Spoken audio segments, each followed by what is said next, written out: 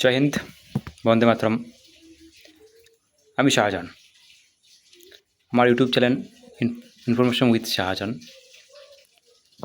আজকের দিনটা হলো আমাদের ভারতবাসীর জন্য খুবই গর্বের দিন, 15ই আগস্ট। সালটা আমাদের সবারই মনে আছে, 1947 সাল। সেই দিন আমাদের স্বাধীনতা দিবস। তখন থেকে আমরা আজ পর্যন্ত আমাদের সেই স্বাধীনতাকে প্রতিনিয়ত মেনে নিয়ে চলতেছি। তো এই দিনটা আমাদের জন্য বিশেষ একটা গর্বের দিন। এই দিন কত বড় মূল্যের দিন সেটা আমাদের অনেকেরই জানা। কারণ এই দিনটা না হলে মনে হয় আমাদের আজকে যেরকম খুশিতে, যে আনন্দে পৃথিবীতে বসবাস করছি, সেটার হতো না। দিনটা হচ্ছে ইন্ডিপেন্ডেন্স ডে, স্বাধীনতা দিবস। স্বাধীনতা কি? আমাদের স্বাধীনতা হচ্ছে ব্রিটিশদের কাছ থেকে। আমাদের স্বাধীনতা হচ্ছে বর্বরত অত্যাচারিত ইংরেজদের কাছ থেকে। আমাদের স্বাধীনতা হচ্ছে যা করব নিজের ইচ্ছে, এবং যা করব আমরা দেশের জন্য, তা একমাত্র সেটা আমাদেরই অধিকার। তো এই দিনটার জন্য যে শুরুটা আর কি, সেটা অনেক বড় কাহিনী।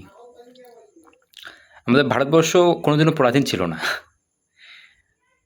ব্রিটিশরা আসার আগেও আমরা খুবই বিজনেস ক্ষেত্রে, চাষবাস ক্ষেত্রে, শিক্ষাক্ষেত্রে খুবই ডেভেলপ ছিলাম। বলা হয় যে পৃথিবীর 35% ট্রেড আমরা নিয়ন্ত্রণ করতাম। আজকে আমরা যেরকম করে মার্কিন যুক্তরাষ্ট্র বা ইউএসএকে যেরকম করে দেখতেছি, ইউনাইটেড স্টেট অফ আমেরিকাকে যেরকম দেখতেছি, যে পর্যায়ে দেখতেছি, তার থেকেও আমরা ছিলাম অনেক উঁচুতে। কিন্তু সময়, কাল সব কিছুকেই নষ্ট করে। তো সেই কাল ভেদে আমরা চলে গেছি পরাধীনতায়, ব্রিটিশদের কাছে, ব্রিটিশদের পরবর্তীতায়। তো বন্ধুগণ, আমার ইউটিউব চ্যানেল তো সবাই তোমাদের জানা, ইনফরমেশন শাহজাহান।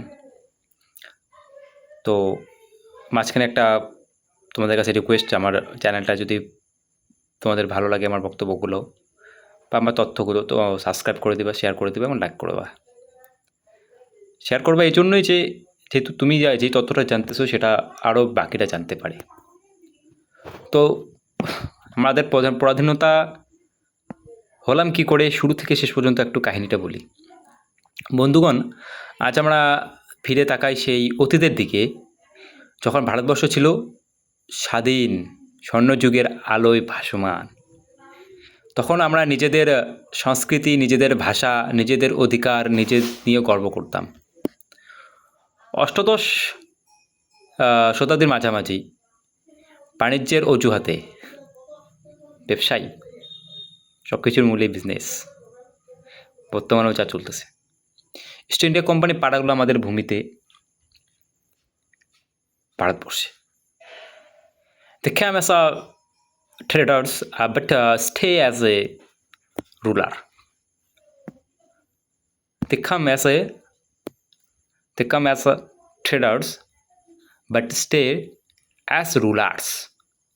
তারা আসছে বণিক হিসেবে, কিন্তু থেকে গেল কি হবে? আমাদের শাসক হিসেবে। আমরা ভাবিনি যে হাত আমাদের সাথে মিলিয়েছে তারা, যে বন্ধুত্ব তারা আমাদের সাথে করেছে, সেই হাত একদিন আমাদের শৃঙ্খল বাঁধবে। তারা সত্যি বেঁধেছে আমাদেরকে, একদিন দুদিন না, 200 বছর, সবারই জানা। তবু সময়টাকে আমরা একটু রিমাইন্ড করে দিলাম। 200 বছর ভাবা যায়? আমরা এখন যদি পরাধীনতা বলতে গেলে জেলের কথাই বলি।